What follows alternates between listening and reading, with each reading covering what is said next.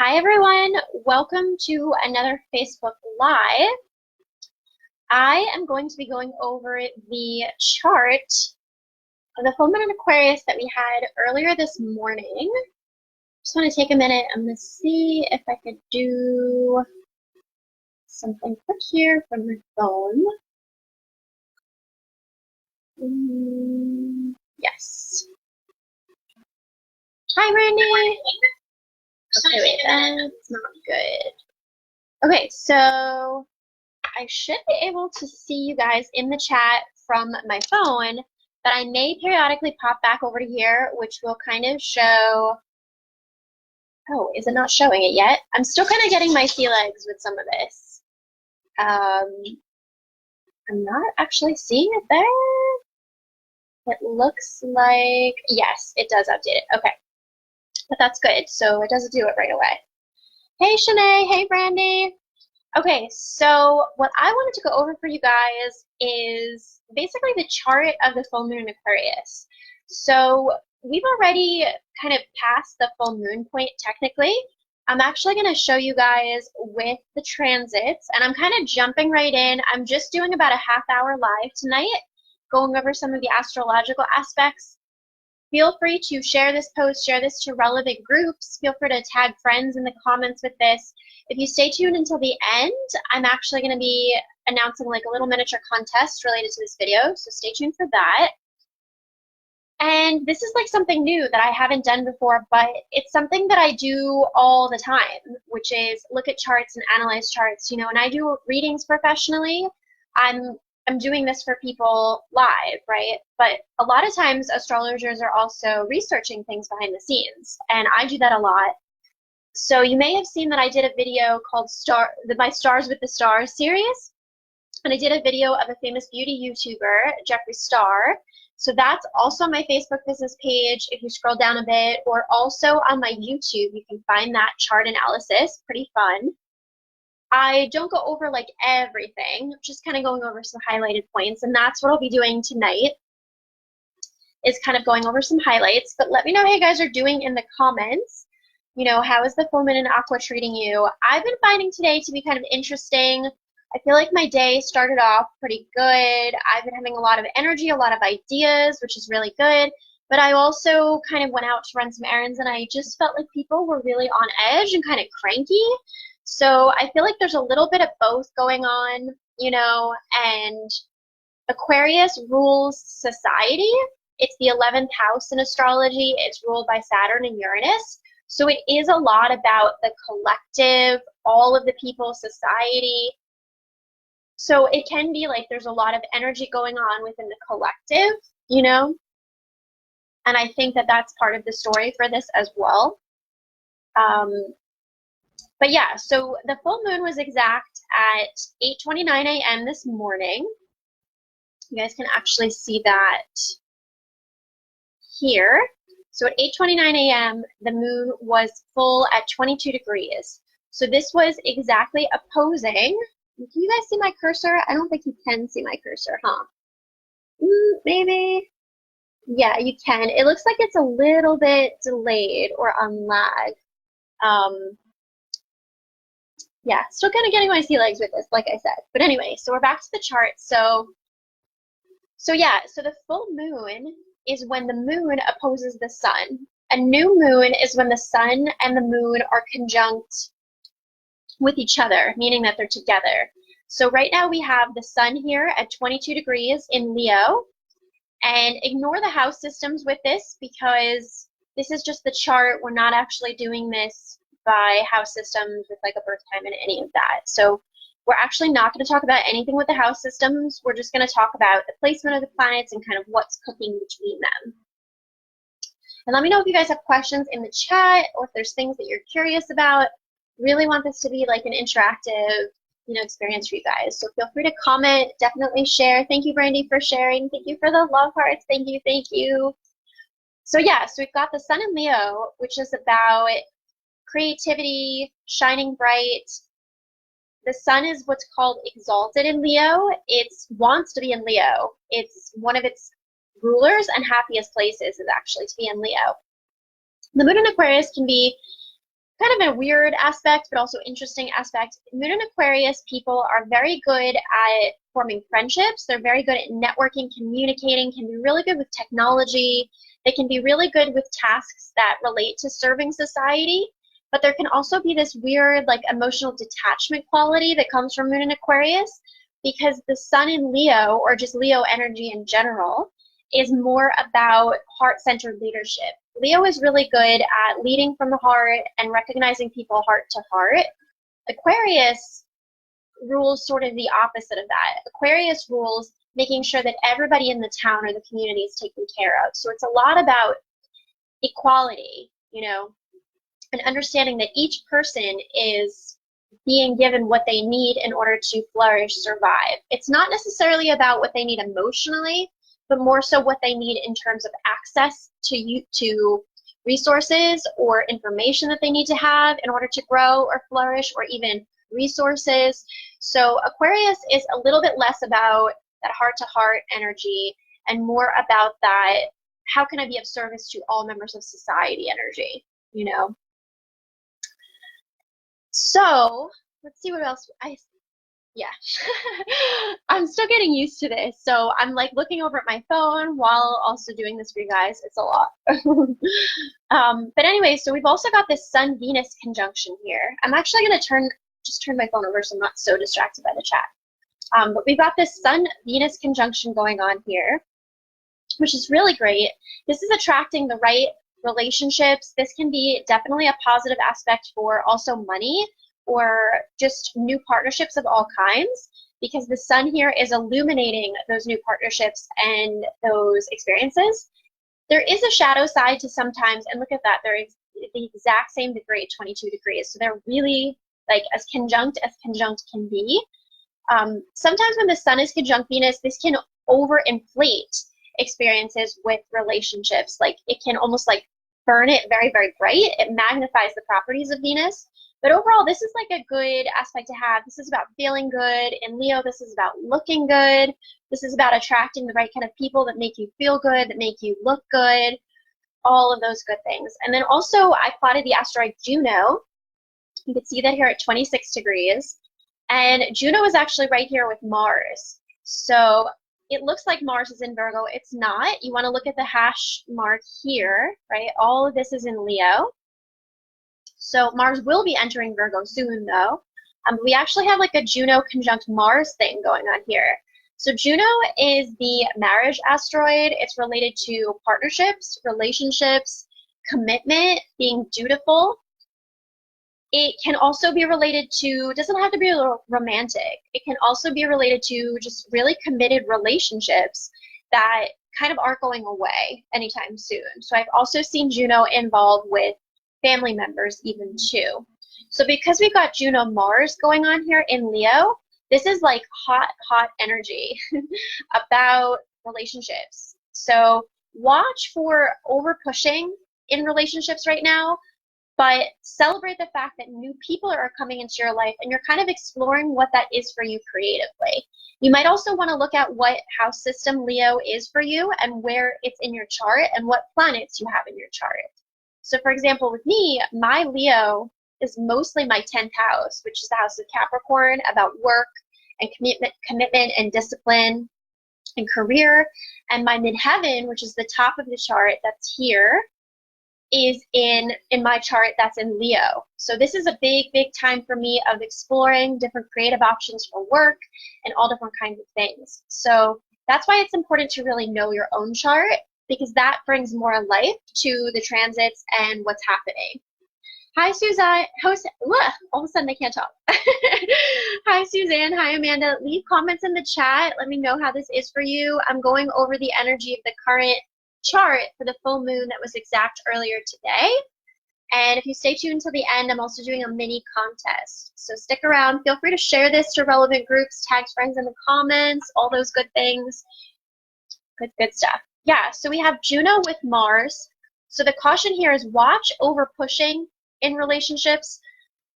The thing that I would say to celebrate is to honor these new relationships, these new experiences coming in. But this is a lot of heat, a lot of fire energy. So Sun, Venus, Juno, and Mars are all in the final degrees of Leo.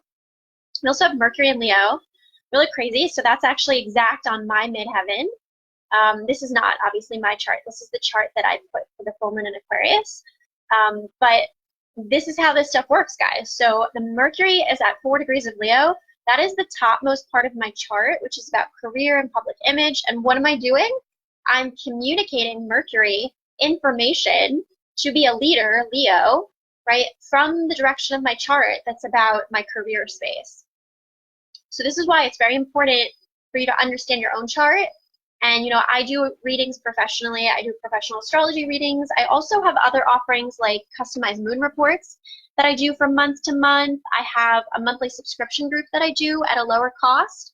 I have one of those for cards. I have one that I'd like to get started for astrology, trying to get a wait list going for that to get a minimum number of people.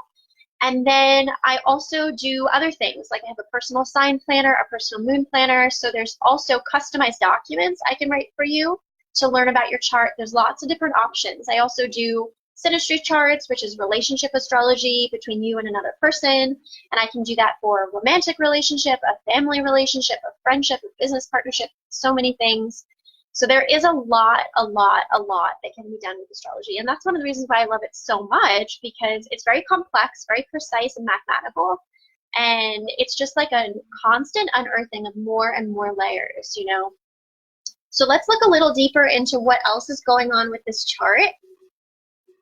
Yay, I'm so glad, Brandy. And Suzanne and Amanda, if you're still here, feel free to leave comments. I want to see comments. I want to see you guys like really interacting with this material, because I want you to be experiencing this and learning and growing too, you know. So if we look at Jupiter in Sag, and what I've done is I've done this with transits. So if I click this without transits, it's probably going to be a little bit of a lag for you guys. Looks like it's still catching up. So Brandy, let me know if you see this with a lag, like a little bit of a delay, or if it's on point. Because on my phone, it looks like it's a little bit with a lag, but I don't know what the experience is like for you guys. So without transits, this is just like the chart itself. Then when I click with transits, it's going to overlay things in green. So it's going to overlay the current placements of all of these planets. So I ran this chart for early this morning. These are the transits now. So you could see that already between early this morning and now. Let's look at Mercury, because Mercury moves really fast. Mercury's already moved 1 degree. Mercury is so fast. So as of this morning, Mercury was at 4 degrees of Leo. It's already at 5 degrees of Leo, and we haven't even changed the day yet, you know. If we look over here in this chart, this will show me how much is in fire, how much is in air, how much is in earth, and how much is in water. So you can see that we have a big mashup of energy and fire right now. We also have a decent amount in earth. We're going to ignore the ascendant, the midheaven, and I don't know if this is plotting the descendant. It looks like it's not. We're going to ignore those because we're not doing with this with the house systems. So if we look here, Jupiter is at 14 degrees of Sagittarius. Oh, that's right on my Saturn. Okay, a little bit. But is it still okay for you to kind of receive and learn, Brandy? Let me know. Also, by the way, I believe Brandy shared it to my group. On my Facebook business page, there is a Facebook group. It's called Julie Ann Faye's Cosmic Playground. So if you're watching this live or on replay, go ahead and request to join that Facebook group, because when I go live, typically my live will get shared into the group, so you'll get notified. Okay, it's just a little, that's good. So definitely check out the group, join the group, and you'll get also notified when I go live through that. So if we look here, so Jupiter's in fire in Sag. Jupiter's been transiting through Sagittarius for almost a year now. So in the fall of last year, Jupiter moved into Sag, and it's been there all of this year. It will be pretty much for almost all of this year. It's not until early December that Jupiter is going to move into Capricorn. So if we look at that, so Jupiter's at 14 degrees. The sun is at 22 degrees. So in astrology, we call this an orb, how far apart that is. this orb is starting to really widen and become less and less precise. But you can see here that Jupiter's at 14 and the Sun in Leo is at 22. So what is that, about an 8-degree orb? That's pretty far apart. We give the Sun and, we give the Sun and the Moon, I give the Sun and the Moon up to a 10-degree orb because they're so important. So technically we still have, and you can see Astro.com is plotting it, we still have a Sun trine Jupiter situation going on. So we have a lot of good things coming our way, fueling this Leo Sun, but it's starting to lessen a little bit. It's not as strong or as precise as it was earlier in Leo season, but it's still there, you know. And also likewise with Venus, we also have Venus trine Jupiter. A trine is a harmonious aspect that's within the same element. So this is fire and this is fire, so that counts as a trine. But it has to be when they get close enough that they're at the same degree, and it's felt the most when they're both at that same degree, but it can still be felt when it's within orb. And certain planets have certain acceptable orb limits. You see how it gets very complicated and multi-layered, right? And this is why this is like a true, I call this a sacred science. And this is where it becomes really valuable for you to receive a session where you are able to have somebody translate this for you, because it starts to get very complex, very layered, you know? But anyway, so we've got this Jupiter trine Venus, Jupiter trine Sun going on, which is really nice. That's providing good things for us. We also have, so let's see, so Uranus is in early Taurus, and it's actually starting to show a sextile, which is a positive aspect, to, looks like it's doing it to Mars. It's like it's the last tick mark there, yeah. So because Mars is getting ready to enter Virgo, and it's at the final degrees of Leo. Ooh, my fan fell down. Because Mars is at the final degrees of Leo, and it's getting ready to enter Virgo, this is now starting to form what's called a sextile, which is another harmonious aspect, not as strong as a trine, but still positive. And this is a pretty wide orb once again. In fact, I would say this is like almost too wide of an orb to really count it, because this is about, what is that, about 8 degrees? So that's kind of really wide. As Mars goes into Virgo, which will be August 18th, so we've still got a little bit of a ways there, but a couple days away. Once Mars actually officially enters Virgo, I'll be excited because that'll be right up on my Sun and my Mars and my Venus. I have Sun, Mars, and Venus all in the early degrees of Virgo. When that happens, then Uranus will start to trine over to that Mars much more precisely, along with some of the other planets coming down the line.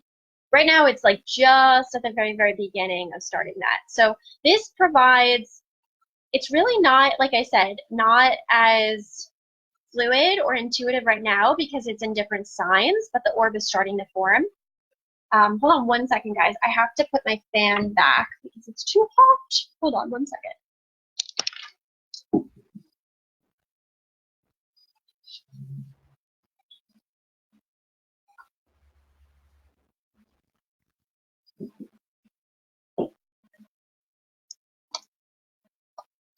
Okay, I'm back.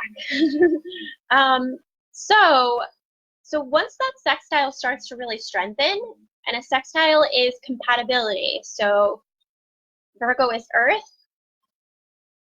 I take this back. This is not a sextile. This is actually forming a trine because Uranus is in Earth and Virgo is Earth. So as these planets begin to drop into Virgo, that's actually going to trine over to Uranus, which will be really nice because that will provide some reinvigorating energy, energizing energy, sometimes sudden surprises, but it'll be good because it's within the same element. So it's like Taurus and Virgo can speak in similar languages, and Uranus is going to provide some kind of like electricity, some excitement, some oomph, if you will, into that equation. So that'll be good.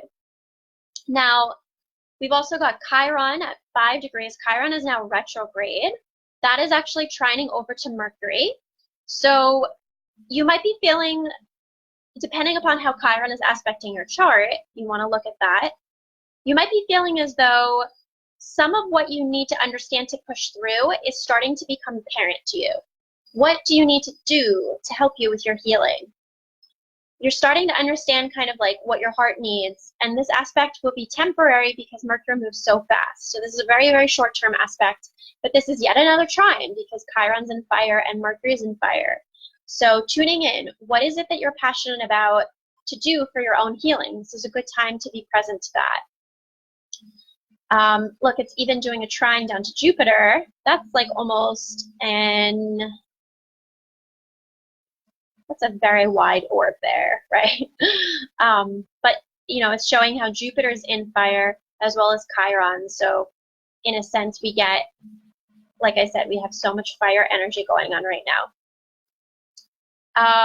What else do I want to talk about? So you could see here the opposition from the moon to the sun, Venus. So this is the full moon itself, is the sun opposed the moon, but then we also have Venus opposed the moon. So there might be some ways in which you want to be noticed right now or seen. Venus in Leo is like, look at me, pay attention to me. I have things to say, I have things to do, and I need to be in the spotlight. Aquarius is not necessarily like that. Aquarius is like, look, I know that you want to be on the stage, but I'm kind of worried about the audience. You know, is everybody in the audience okay? Is the air conditioning like good? Is the heat good? Is everybody like comfortable? You know, Aquarius is more concerned about the community around the stage as compared to being on the stage. So because we have Venus opposed moon, it's like emotionally, you might feel a little bit isolated right now, or like in certain ways you're not being seen or witnessed. I know in some ways I've been definitely feeling this. And it could be also that you're wanting this very playful, this very excited, this very fiery energy, but you're also realizing that there's things that you need to be thinking and processing about. And there could be like this emotional detachment almost going on between you and yourself, or you and other people, because we have moon opposed Venus. And yeah, so let me know what questions you guys have. I know we have just a couple people on, so feel free to leave questions in the chat if you have them. And like I said, I plan to do just about a half hour with this. I have a hard stop at 9 o'clock. I need to go at 9 o'clock my time, so we're pretty much almost about time here. You know, this is also showing Mercury trine Jupiter, again, super wide orb, that's like 10 degrees. We can give Jupiter a pretty wide orb, but that's a pretty weak orb right now. That will strengthen, though, as Mercury continues to move through Leo. And then, of course, we have the nodes, the North Node in Cancer and the South Node in Capricorn. We have Saturn with the South Node with Pluto, but this mashup of these three energies together has been going on a long time. But this, you want to look at how is this affecting you personally in your own chart. This is going to be affecting each person differently, you know. But yeah, pretty straightforward here, guys. We have lots of fire energy. Probably most of you are feeling the Sun conjunct Venus and the Venus opposed Moon, because these are very, very strong aspects. Look at, they're all at the same degrees, 22 degrees, right? So yeah, lots of fire energy going on, but lots that will be coming up and changing even in the next couple of days with Mars moving into Virgo. So a lot of good stuff, a lot of fire energy. This is a really good time to take action. This is a good time to be working on things related to moving yourself forward, advancing yourself forward, healing through action, healing through learning, healing through creating, healing through self-worth and believing in yourself and taking action based on your self-worth. This is a very active time, but it's also a very exploratory time. You know, Leo is about creativity and Aquarius is about exploration of the mind. Sag is about exploration almost like of your passions and what fuels you, what do you like to learn about and grow within. So this is like a very exploratory time in many ways. As we move into Virgo season and more of the energies in Virgo, which will be my birthday, woo woo. My birthday is on August 28th, so I'm approaching it soon now. I'm excited. As we move into Virgo season, the energy will shift from taking those creative endeavors that you are exploring, those things you are kind of feeling out. And of course, you want to look at what house is Leo for you in your natal chart. And as an astrologer, I also do 2 different house systems. I do the natal system and I do the solar method system. which I actually, if you do invest in getting a personal sign planner with me or a personal moon planner, I actually give you both the information by zodiac season for both of those methods in that document. I custom write it for you based on your chart. So what was I saying? So yeah, as we shift into Virgo season, it's going to be more about taking those creative impulses and those creative urges, those areas that you are exploring, those passions, and now putting them into productivity, figuring out how to structure them, how to get them worked into a routine, how to actually make them a reality. You know, Virgo is practical. Virgo is like, okay, let's ground this. Let's get this figured out. Virgo actually rules the digestive system. So it's about taking these different components and breaking them down to produce something else, you know? So the energy will be shifting within the next couple days. Mars will go into Virgo. Virgo season doesn't actually start until August 23rd, but Venus will enter Virgo on the 21st. So within a couple days, we're going to start to get a taste of some of this Virgo energy with Mars, and then it's going to continue a couple days later, or maybe like a bit under a week later, Venus, and then Mars. And then before we know it, we'll be talking about the next full new moon cycle with the new moon in Virgo, which is going to be exact on my Venus. I can't wait for that. I'm so excited to see what comes up for that. So yeah, I think that's everything I have to say, guys, for this full moon in Aquarius. Feel free to leave comments on this video if this was helpful to you. Feel free to tag friends in the comments, share this video, and contest is that if you leave a comment and you share this video, I'm also going to put this in the comments, within a couple days from now, I will pick a winner to actually do a private 8-minute walkthrough of a couple key things going on in your astrological chart. So you have a chance to get personalized Astro sent to you if you participate in this contest. I'll go over a couple of key things going on in your chart, but just a little teaser. I'm not going to do a full chart analysis. I'm just going to pick like one aspect or one important thing and go over that. And I'm hoping to do that as a screen recording for you and send that to you guys. If I can't do the screen recording, I will do it via an audio recording. But in order to be entered, you have to leave a comment, let me know that you share the video, and feel free to leave a reaction to the video as well. And then reshare the video to, you could send it as like a direct message to someone, you could send it to a group, you could share it on your wall, you can do any of those things. So that's what you got to do to enter the contest, and there will be an expiration date. I'm going to give you just a couple days, probably until the end of day on August 18th. So that's what you got to do there. If you're interested to participate, I will also leave some information in the comments. All right, my dears, well, much love. Thanks for joining me live or for catching this on replay. Thank you. And leave comments. I want to hear from you guys in the comments. So leave comments, share this video, get a chance to get some free Astro. I'll be picking a winner. If you comment and reshare the vid, I'll pick a winner a couple days from now, and you can get a little quickie personalized Astro reading from me. Love you all so much. Much love. Bye-bye.